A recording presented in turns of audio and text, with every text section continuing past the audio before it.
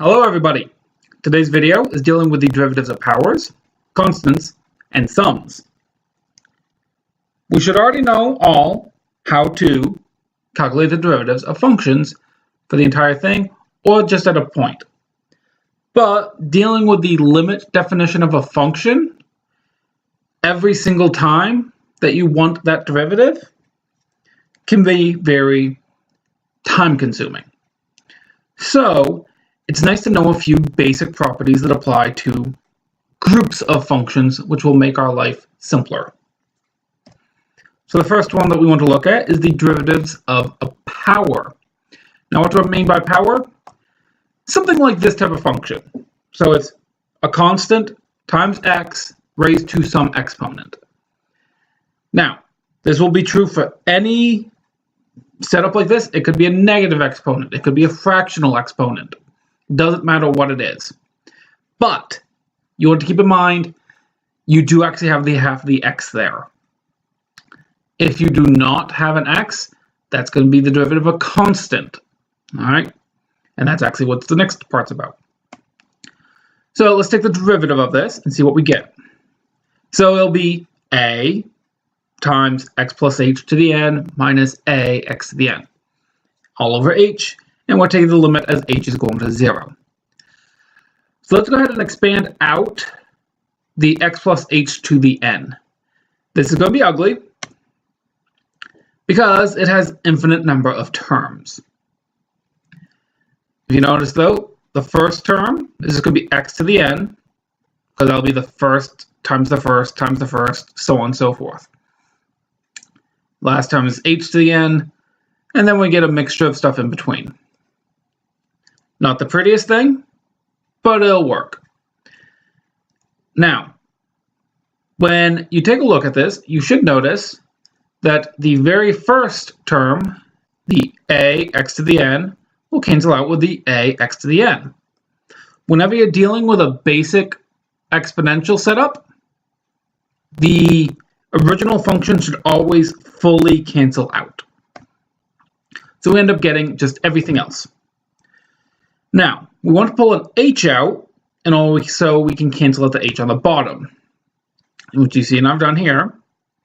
Which when you do that, you get this long, huge thing.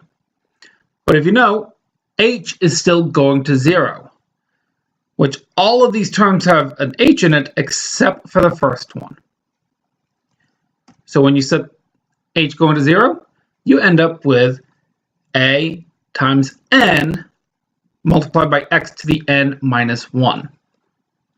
So what you should take away from this is whenever you're taking the derivative of a basic power, such as the function at the top, you take the exponent, multiply it on the front, and then subtract 1 from your previous exponent.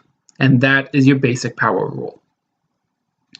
All right, now let's talk about the derivative of a constant, which is just f of x equals some number.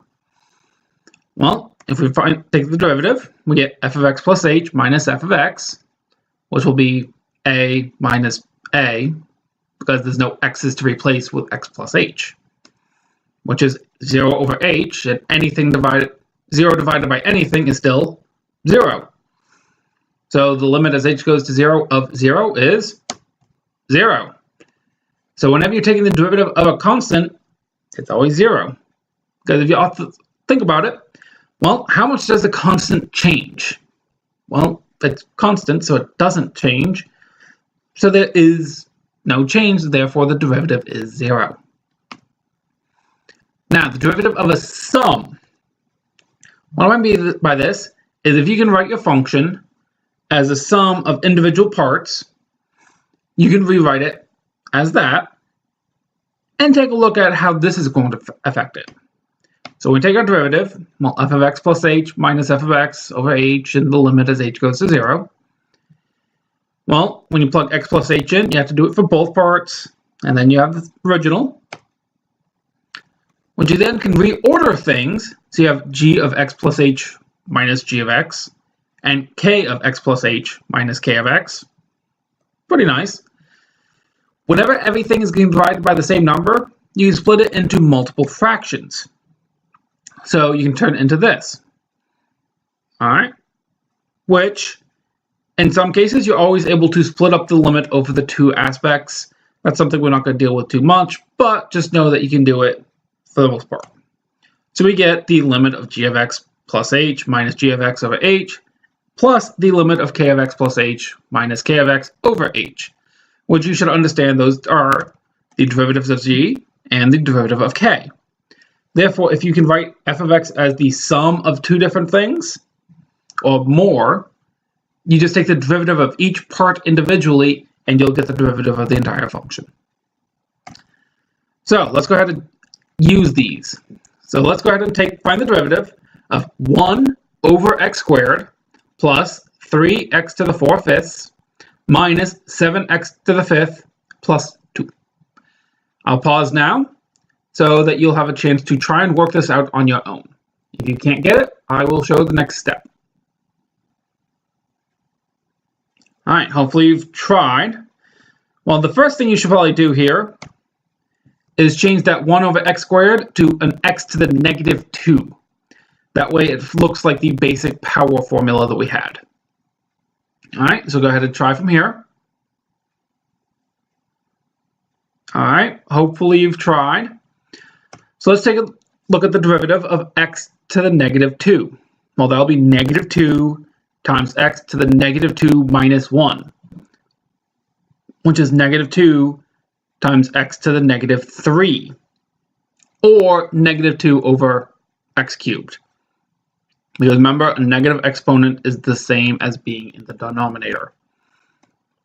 Derivative of 3x to the 4/5 is 4/5 times 3x to the 4/5 minus 1, which you have to use common denominator. Once that's done, you get it's negative 12/5 times x to the negative 1/5, or 12 over 5 times x to the 1/5, or 12 over 5 fifth root of x. All right, because remember, fractional powers are the same as roots. Derivative of negative 7x to the 5th is 5 times negative 7 times x to the 5 minus 1, which is negative 35x to the 4th. And derivative of 2 is 0. All right, so pause, write down your actual derivative. All right, hopefully you got that the derivative is negative 2 over x cubed plus 12 over 5 fifth roots of x minus 35 to x to the 4th plus 0. You don't need to write the 0.